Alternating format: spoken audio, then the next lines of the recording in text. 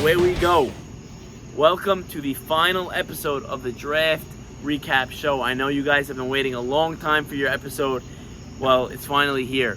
Let's talk about the Los Angeles Chargers, captained by Zach Carey. Zach put a tremendous team together, and let's go through it right now. Zach had second pick, first overall pick with Robert being slotted 1, and he took Marty. Any argument there? No. I mean, Marty's game speaks for itself. I think Al's just as good as him. But I think Marty's game speaks for himself. There's no one else you could go with besides Marty in this situation. Marty's great. So. I thought he may go Elliott Sacca, honestly. I wasn't sure. That would have been. I think that would have been smarter for him. But I think Elliott Sacca also would have helped Carey draft, which we'll get to that after. Would have helped Carey draft in the later lines with building a line. But you can't go wrong with picking Marty. No doubt. I can't end the amount of good things I have to say about Marty as a player, as a teammate, as a competitor. The guy has it all. The right mentality on the field. And he wants to win. The guy will do whatever it takes to win. He doesn't care if he catches 0 passes or 20 passes like some other guys. His next pick, who most people don't know, and I know a little bit about, Michael Penix. You know Michael Penix? You played with him a little bit? Yeah. So what do you want to say about Michael Penix? He's a great player. He's on the Zachy Citron level 100%. You know, those guys, Zachy Citron, Danny M, Josie, all those guys, he's definitely on their level. He has great hands, sick route runner.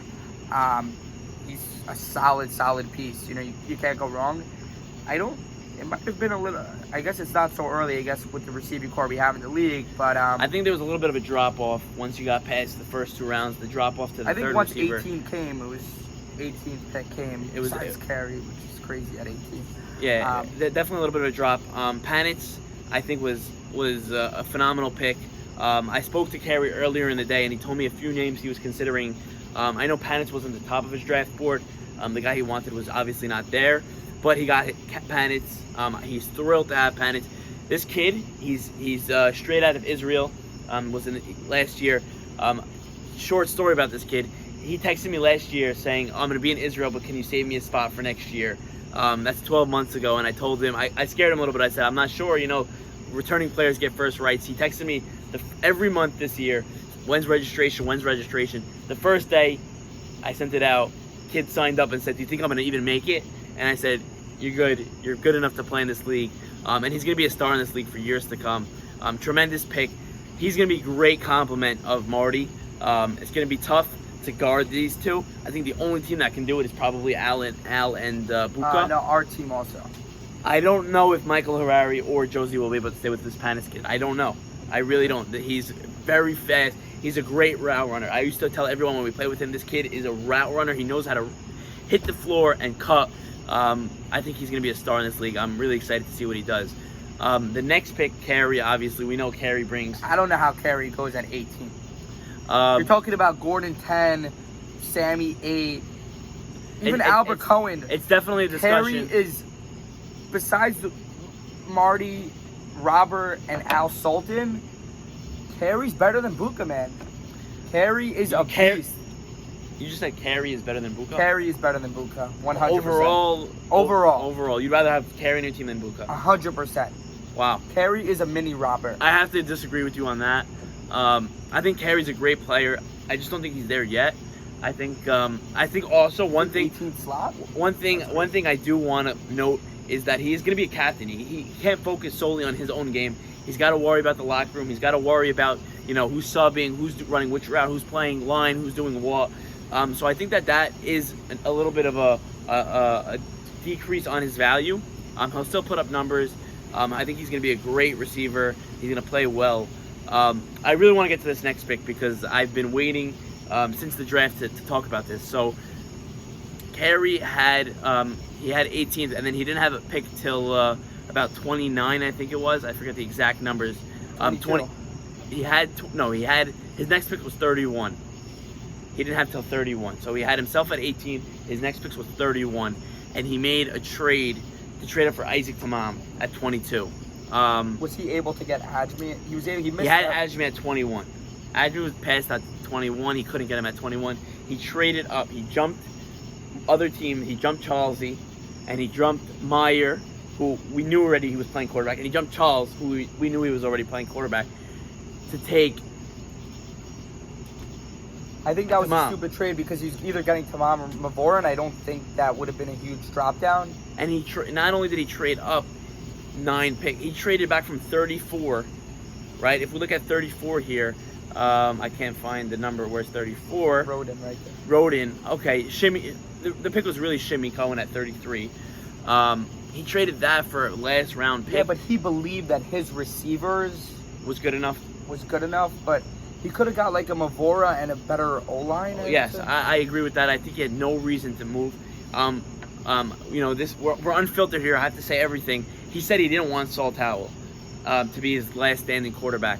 I disagree with that. I think at 22, especially with Mike Adjemi going 21, the fact that Isaac Tamam went 1 pick after that, when Mike Adjemi's like above and beyond that, I just think that it was a horrible trade. Carey had the best team until he made that trade, and he really took a drop down because of that. And I think also Tamam is a great. I think he's going to be a great quarterback for years to come. I think he still needs some development in the league. He's not a guy like me where he balls out 2-3 seconds, even where he can adjust like that. They don't have an effing line. I mean, they have a sick receiving core, but the games that Tamam played good last year were games where they weren't playing against a good D-line, and he had time. But when that pressure came in, he just throws the ball up, and I think it's going to lead. His receivers are great, but that trade that he made, again, we're going to talk about it, is crazy to me because the O-line is the worst O-line. I think he's going to look back on that trade and say, what did I do? Yeah, they have the worst O-line. You guys could say me. They have the worst O-line, D-line in the league. So I agree with that point. Not necessarily if it's the worst or the best, but whoever drafted Tamam needed to guarantee himself an O-line. And I don't think he did that. I spoke to Marty. Marty said once the trade was done, Marty was busy on draft night, so he couldn't have too much of an input. I'll let Marty keep what he thought about the trade separate. I won't mention that. But he said once that trade was made, his one thing to carry was get Joey Araman. He wanted Joey Araman as his line. Yeah. Marty being a second overall pick obviously gets that influence. He gets to make that call. I think that Joey Araman was the pick because there just was nothing else left. Yeah. He's a great personality. He's great for the locker room. Is he a number 1 lineman? How is he going to go up against Mo Hollow? So that's the thing. I think the D-line in this league got so much better compared to last year. So I don't know how he's going to be able to, go against, these type of guys. And my friend Joe Man's definitely not playing D-line. O-line, I'll tell you that for a fact. He won't show up. So, I just don't see. Tamam is not as effective at quarterback as, some of the vets are in the league. Me, Elliott, even Siegel, Adjemi, even though I don't know much about his game, I heard a lot. I don't know how, he's going to have a lot of pressure.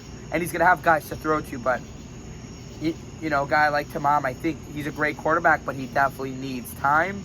And they didn't get him. He's not going to have time against any team. I agree with you there. I'm going to give them a B minus. Also, I think they're a playoff team. Exactly. Yeah. I think Carey's mentality is we're going to be down the field so quickly. We're going to be so open that Tamam doesn't even need the time. And the defense is good. Where I think that Tamam still needs the time. He's a good quarterback. He has a good ball, but he still needs the extra second to gather himself, calm himself down, and make that throw. So I'm giving this team a B minus. They're a playoff team. I think Tamam gets into the playoffs. They can compete for a championship. I think there's 1 or 2 trades to make on this team. I just want to mention Norwood quickly. We don't know much about Norwood either. What's he going to bring? I spoke to Carey. Carey said he's willing to do whatever it takes. He's obviously not playing 56 minutes a game, so he's going to be after subbing out. So I'll give this team a B minus, playoff team with Super Bowl aspirations if they make a trade or two. Yeah, if they make a trade or two, 100%. But they're going to have. I think it's worth it for them to give up, maybe Panitz for a solid receiver and a great O-line that, like, a team like Charlesy could take. I think that would make them much more effective. How many great receivers, do you need, especially when you have Marty and Carey? Panitz definitely going to be effective, but I think Panitz could, would be a second receiver on any other team, where this team, obviously it's Carey's team, so he's going to be the second receiver. I don't see how that's, I think it's going to work. He's going to score, but I think it would be better for them to trade for a D-line. I'm excited to see Marty with Tamam. We know Siegel, he had Siegel last year. How will Marty work with a middle to bottom tier quarterback? Is he going to be that MVP? We know Robert had it in the past. Robert had it last year, put up numbers. Well, Marty Robert didn't put up a lot of numbers last year, though. No? Not that much numbers. I think Marty will be great against Myers' team, where Danny M's guarding them, and so he's going to feast on the bottom. ABJ's team, where he's going to have Sim guarding him, or Elliott guarding him. But I don't see him matching up against like an Al Sultan team. Not that he can't score on him, but right.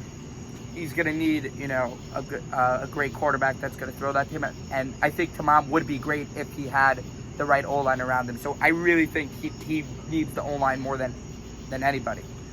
Even though you guys say I can't move, but I well, can. that's a knock on you. But Zach, I want to thank you for your time. I appreciate it a lot. Excellent expert opinion here. Hot takes, bold predictions. I'm sure the league will have a lot to say about your takes. On the field, off the field, I'm sure you're going to hear it. You're going to feel it. And I want to wish you a lot of luck this season with the Bills. Hope you guys compete and put up some exciting highlights this season. I know we're definitely going to see it from you guys. And once again, thanks for coming on the show. I'll give you final words here. I'm happy I came on.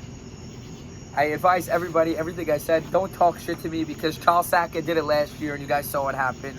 It fuels me like crazy. So I wouldn't talk shit. I would keep it to yourself and let's play it on the field. But besides that, I'm happy to play with all you guys, and it's going to be a great season. I think the league got a lot better, so I'm happy to play. All right, everyone, you heard it here. That's the post-draft recap. We'll see you all week 1.